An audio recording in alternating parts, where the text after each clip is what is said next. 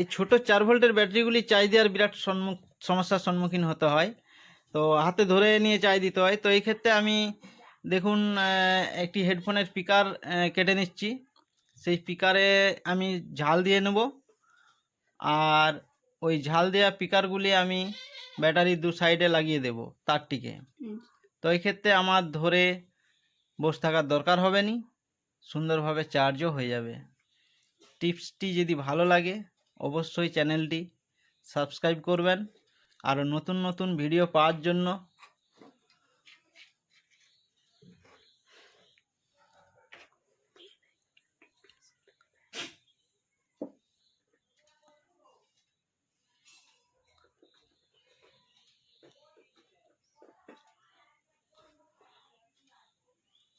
ভিডিওটি দেখার জন্য অসংখ্য ধন্যবাদ।